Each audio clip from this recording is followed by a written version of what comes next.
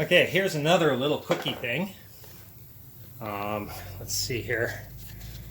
If you can see this, just while I'm working my way around, by the way, you can see it's making progress. It's coming along.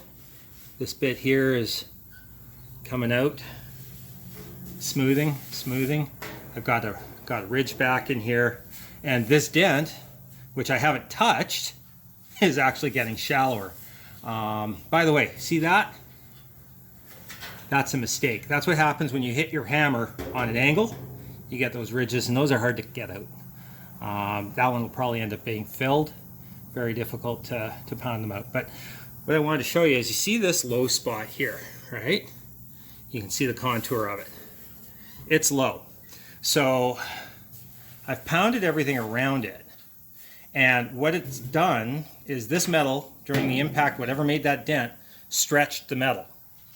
And by stretching the metal, now it's too big to fit. Like if I flatten this right out, I'll get an oil can. So what I'm going to do is shrink the metal. Now this is really kind of counterintuitive as to how you shrink metal. You heat it. So I've got my torch, which I used earlier. If I can get it to open. Come on, light.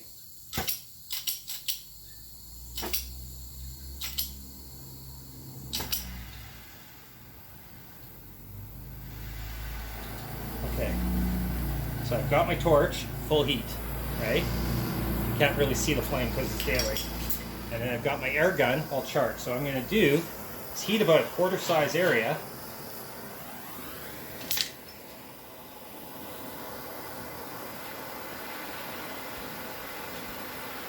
And it's going to slowly expand, but we're going to heat it up nice and good. Normally go a little quicker with a, turn that off, a couple of quick with a dolly. And then hit it with the air.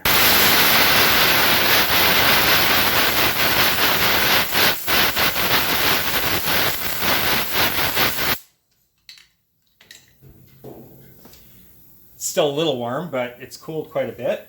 Now I can hit it with the dolly again if I want to. But what it is now is this area has shrunk. The metal has shrunk and it is now smaller.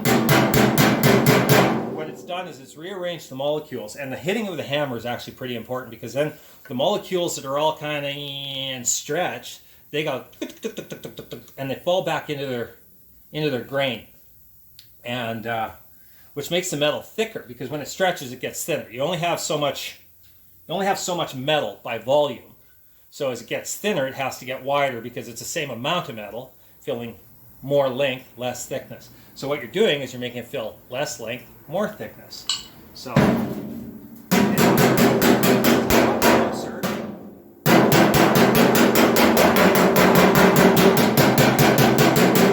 enough, and I shrunk it like here. I want to shrink it really localized right there. So we're going to hit that again, and I just turn my thing off every time so I don't kick it over.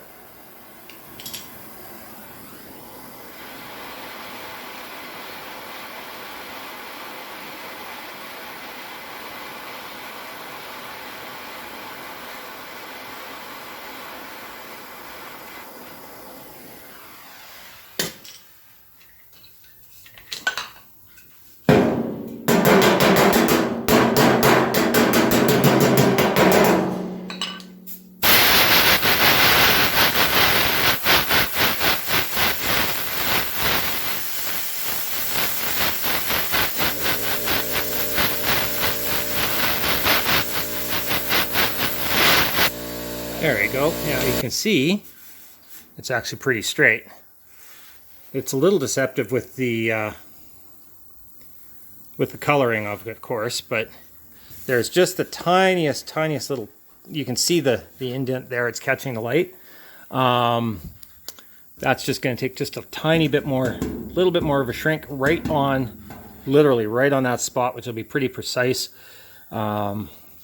At this point, we're almost at the point, is it worth worrying about or not? You know, same with this one up here. That's still got to come out a little bit more. That's still a little too deep for my taste. And of course these along the bottom will have to come out.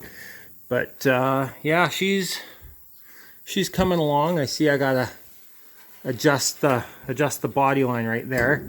So what I'm gonna do is come from behind and drive this up. Actually, I'll do that right now so you can see it. Okay, so right here this body line needs to come up. So I'm gonna take, how do I want to do this? I'm gonna take this from behind,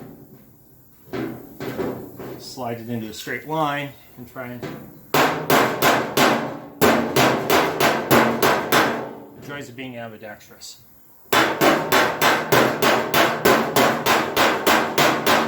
again, you don't have to hit hard. It's not how hard you hit, it's where you hit.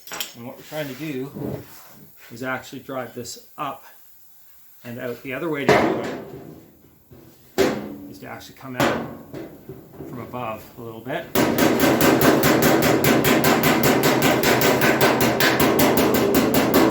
Bring that out.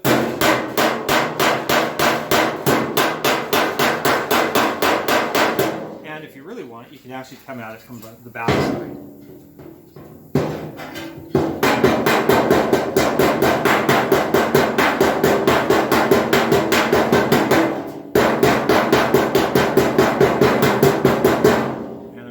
Cross peen on the inside, so basically the equivalent of this, but on the back side. After a while you get to a point where you can kind of do it by feel.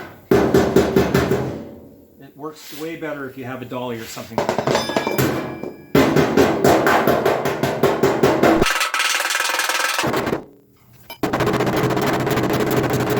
And what I'm going to do is out with this end. Right here, I'm going to drive this out to kind of...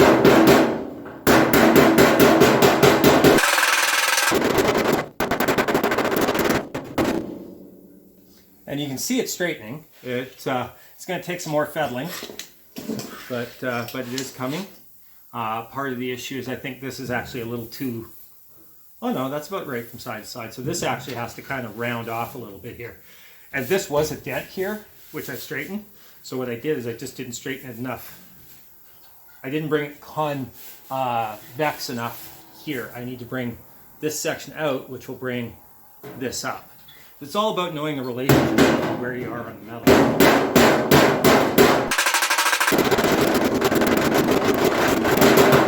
Lots of little hits are better than 2 or 3 big ones, because then what you do is you have better control. Right?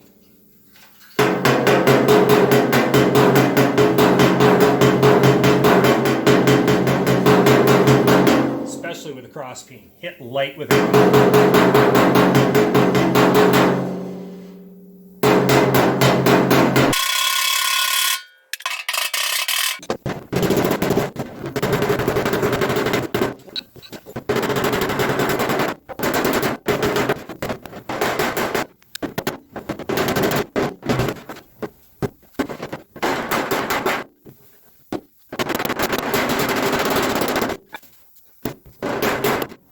I don't know what you could see from this side or not, but I kind of forgot I was doing the camera thing there, but this is a lot straighter now.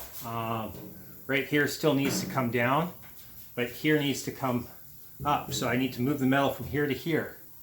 So, dolly back here, and move it over.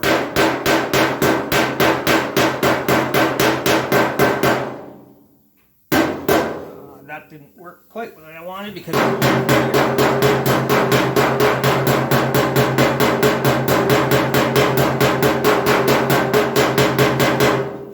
so we'll fix that. Oh, actually it's not as bad as I thought.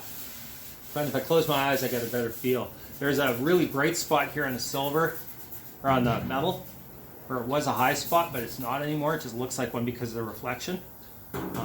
There's a high spot there though that needs to be brought down, and I want to take it over to here. Because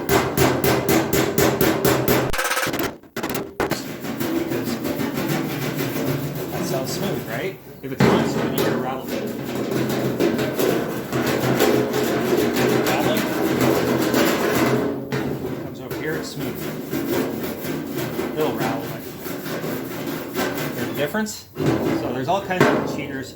The easiest way is when you're feeling it, put a piece of paper towel in your hand, you'll feel it better.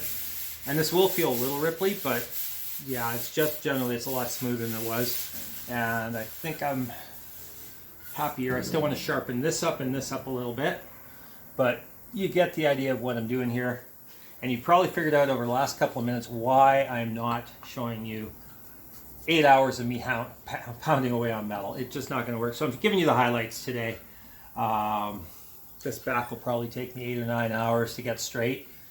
Maybe more, maybe less. It depends on how finicky the metal is, how annoying the neighbors' kids are, how hungry I get, and generally all sorts of variables like that. The more I drink, the more I pee, the less I work.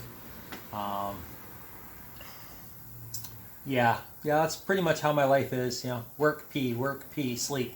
Work, pee, sleep. Eat. It's junk food. Wife yells at you. Work, pee. Oh, thinking of wife. Earplugs. Wear earplugs when you're doing this. It's loud.